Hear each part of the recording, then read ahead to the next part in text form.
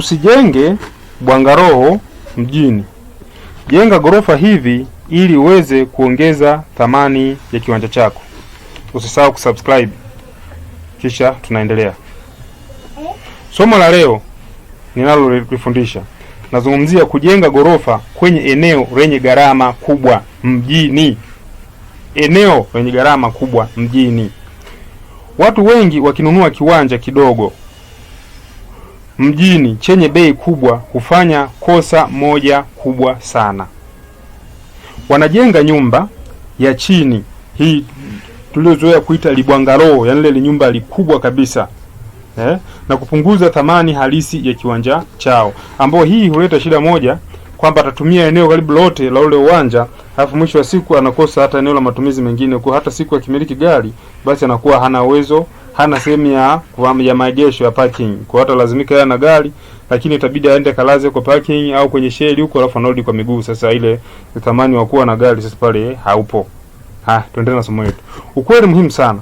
Kama kiwanja chako kina ukubwa mdogo, huu ukubwa mdogo inamaanisha kama kiwanja chako ni kidogo, kipo eneo la biashara au katikati ya mji, bei ya kiwanja ni kubwa bei ya kiwanja ni kubwa kuliko gharama ya kujenga nyumba ya chini. Suluhisho sahihi ni sio bwangaro, ni gorofa. Je, ni kwa nini? Sababu ya kujenga gorofa kwenye eneo la bei kubwa: matumizi bora ya ardhi. Badala ya kutumia mfano mita 120 zote chini, unajenga mita 60 chini, pia unajenga mita 60 juu. Hata kama gorofa itakuwa ni zaidi ya gorofa moja, bado eneo utakalotumia ni eneo la juu la hewani, angani. Unatumia ardhi kwa akili, sio kwa mazoea. Thamani ya jengo huongezeka zaidi ya kiwanja. Gorofa huongeza thamani ya mali mara 2 hadi 3 ukilinganisha na nyumba ya chini. Fursa ya kipato, hii wengi wanaita income property.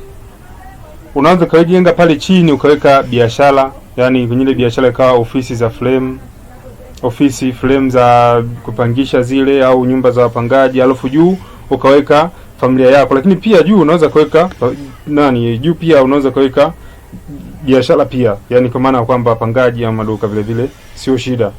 Juu makazi au vyumba vya kupangisha. Jengo linaanza kukurahisishia hili sasa. Linaanza kukuzalishia fedha. Msingi na paa havijengwi mara 2. Unajenga msingi mmoja, paa moja, lakini unapata sakafu 2 zenye matumizi makubwa zaidi. Yani ile nyumba ya juu unayojenga inategemea msingi wa nyumba ya chini, na lile paa la juu au hii sakafu ya juu inategemea paa la nyumba ya juu. Kwa hiyo gharama ina balance.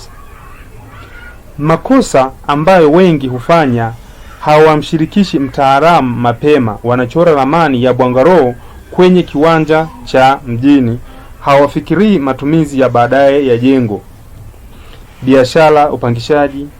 Ushauri wa kitaalamu: kama kiwanja chako kipo mjini, kina thamani kubwa, kina eneo dogo, usifikirie kujenga chini, fikiria kujenga juu, kwa sababu mjini thamani ya ardhi ni kubwa kuliko thamani ya zege.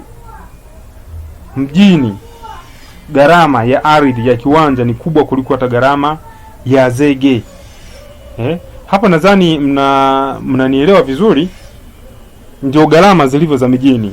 Yani kuna maeneo mengine utakuta gharama tu ya kiwanja, kuna viwanja utakuta mtu ananunua tu kiwanja milioni 200, milioni 300. Mwingine hanunui, yawezekana alikuwa nacho aidha kiaulisi au kwa vyovyote vile, lakini ni kidogo. Lakini ukipiga mahesabu, nyumba anataka kujenga hilo libwangalo likubwa mpaka anafanya finishing, unakuta anatumia mpaka milioni 170, milioni 150, milioni 200. Sasa hizi gorofa anayozungumzia unaweza kujenga kutumia ile hela ya kujengea libwangalo, ukatumia eneo lote pale chini. Unaweza kujenga hiyo nyumba ya milioni 150, milioni 180, milioni 200 na kuendelea, ikawa gorofa, ikawa haijatumika tu kwenye bwangaro.